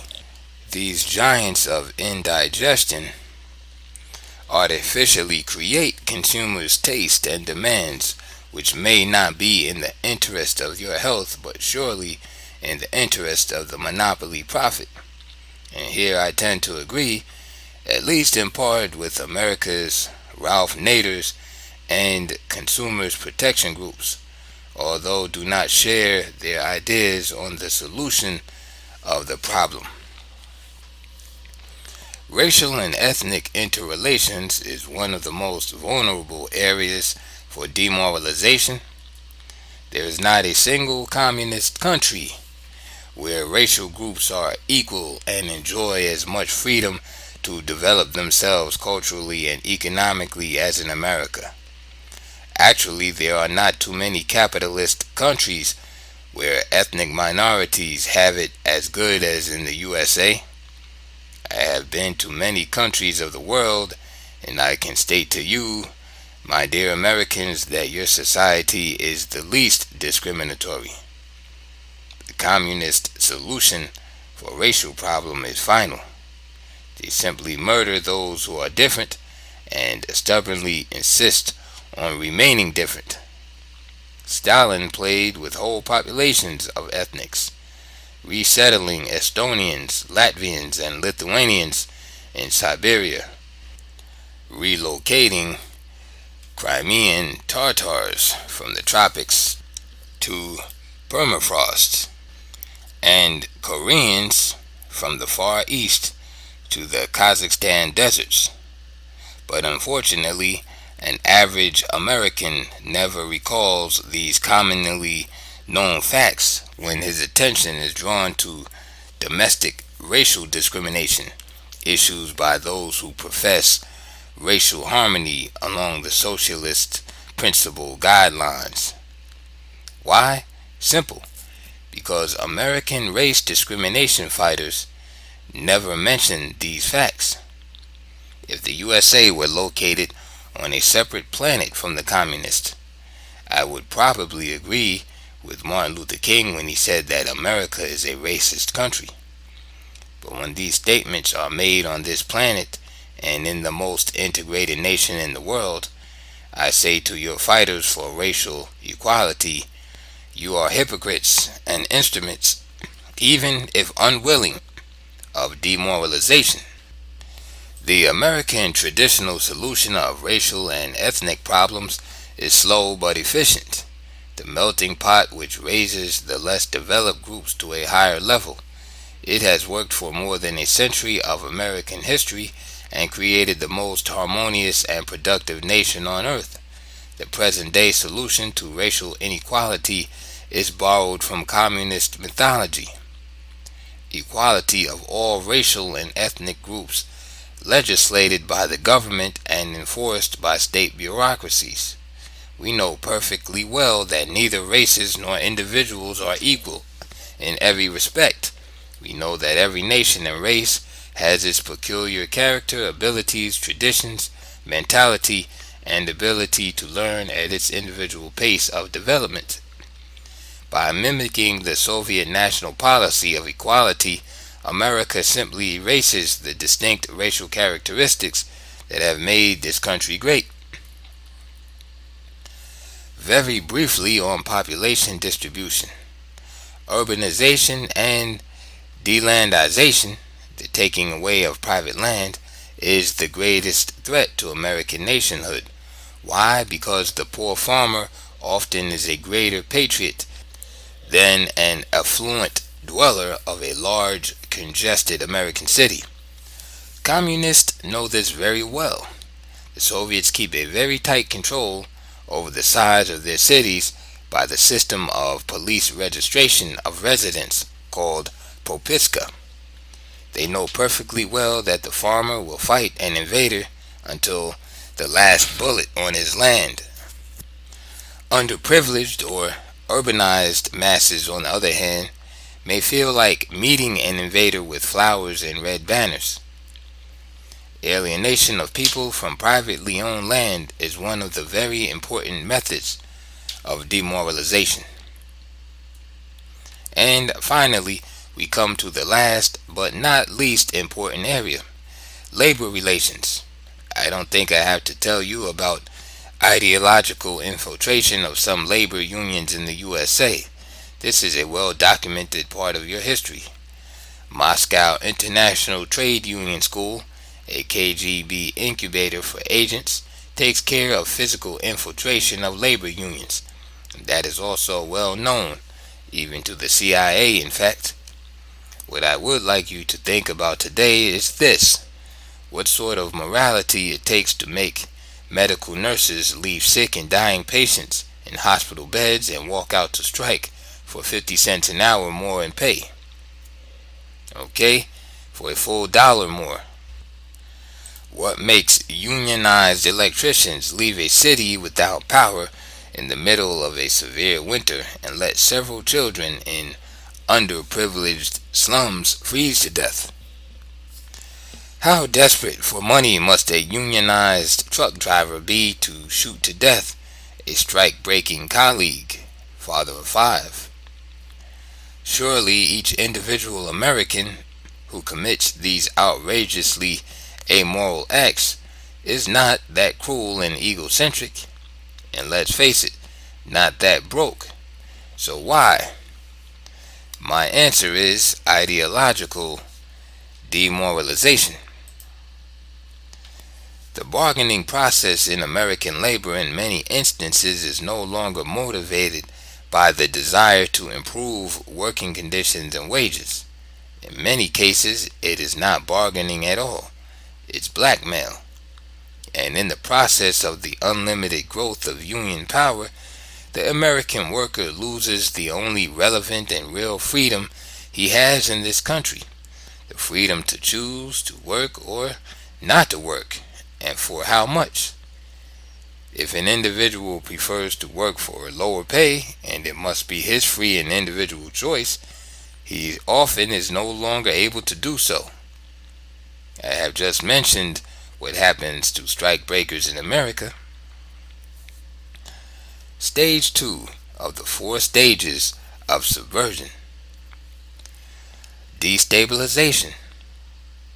Here, the efforts of subverter narrow down to the essentials: the internal power structures of a target nation, the nation's foreign relations, economy, and social fiber.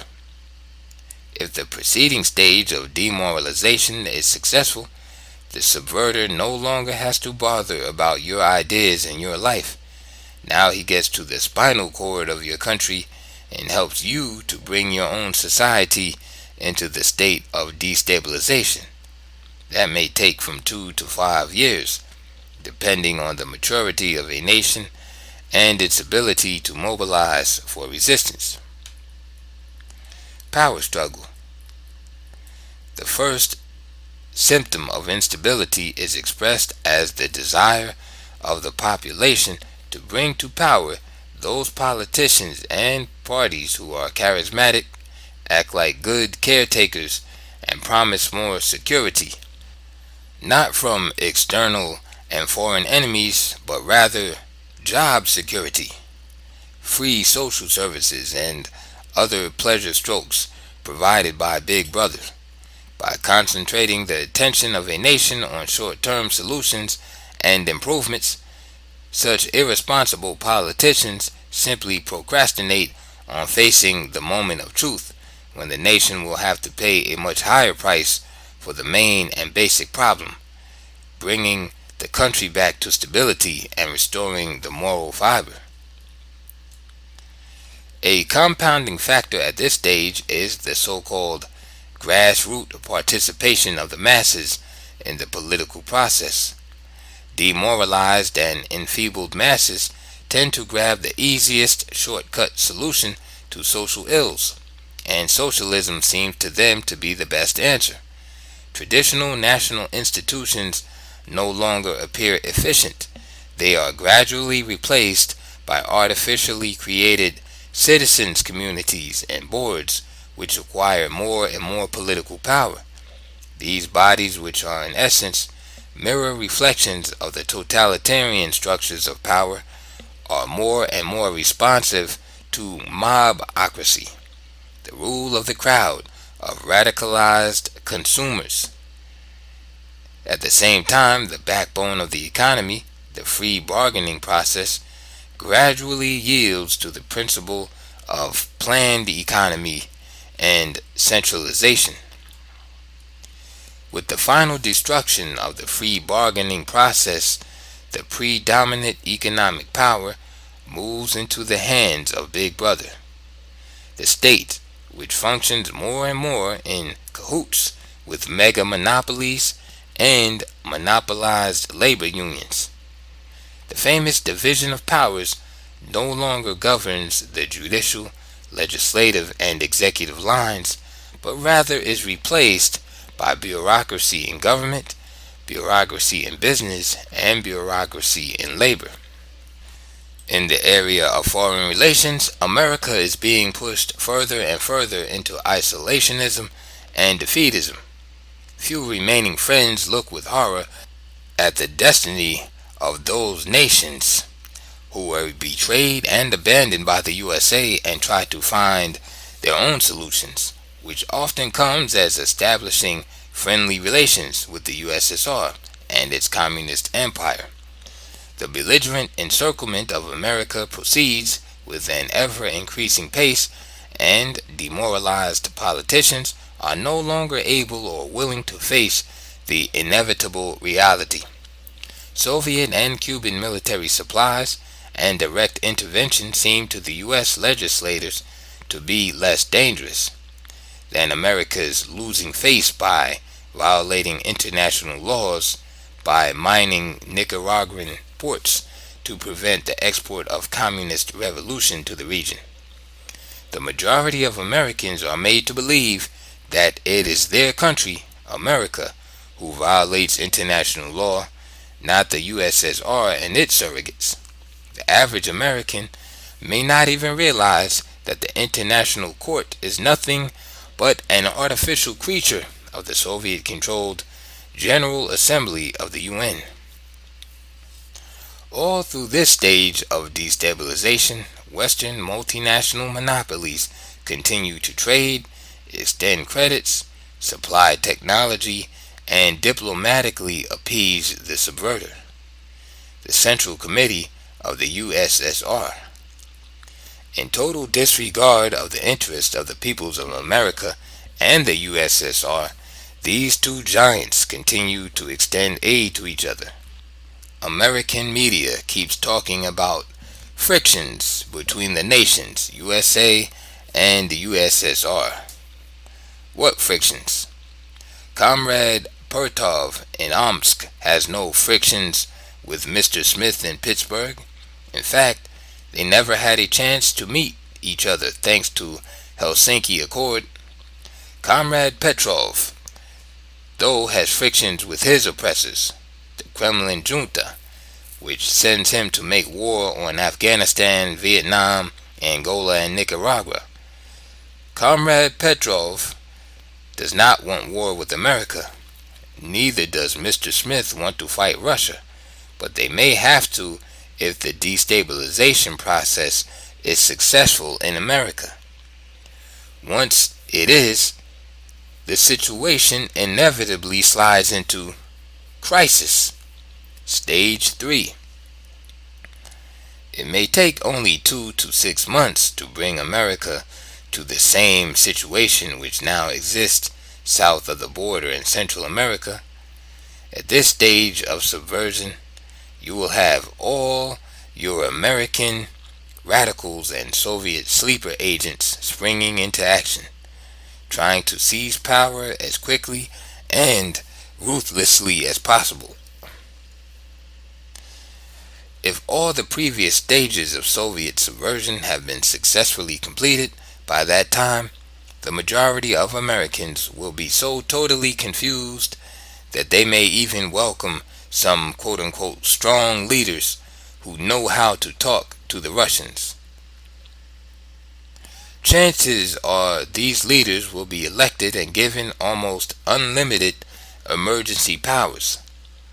A forceful change of the U.S. system may or may not be accomplished through a civil war or internal revolution, and a physical military invasion by the USSR may not even have to take place at all.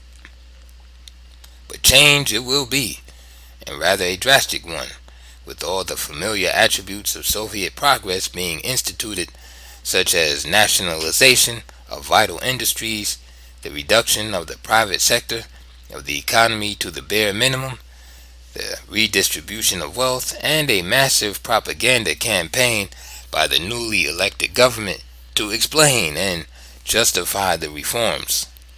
No concentration camps and executions, not yet. That will come later at the stage of normalization, the fourth and last stage.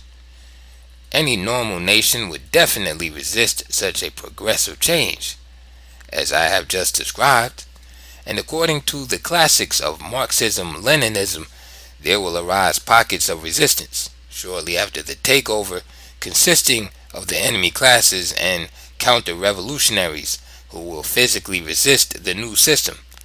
Some Americans may take to arms and flee to the mountains, as in Afghanistan.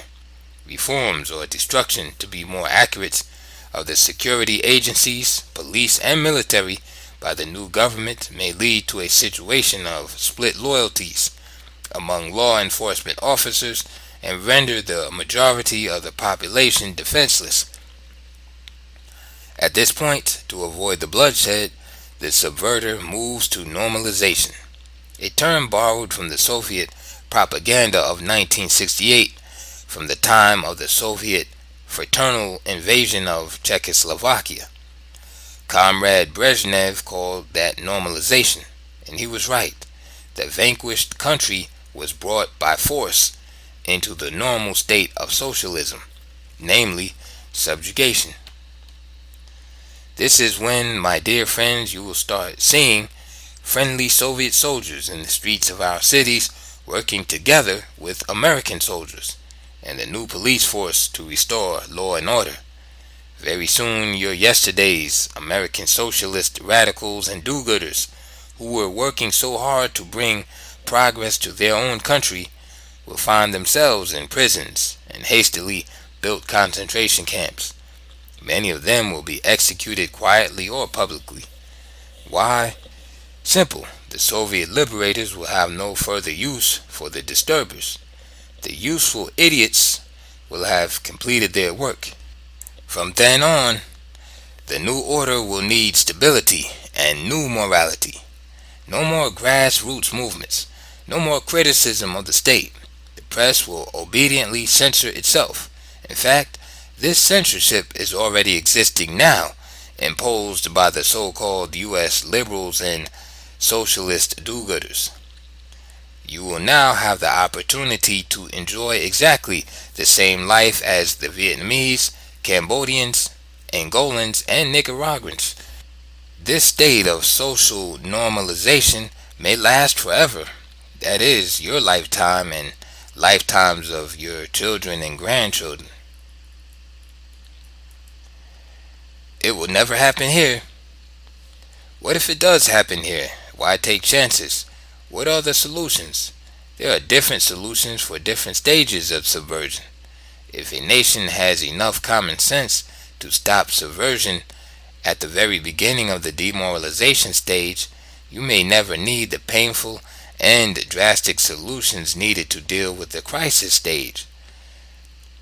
The most general solution I can offer for the whole process of subversion is to stop aiding the subverter.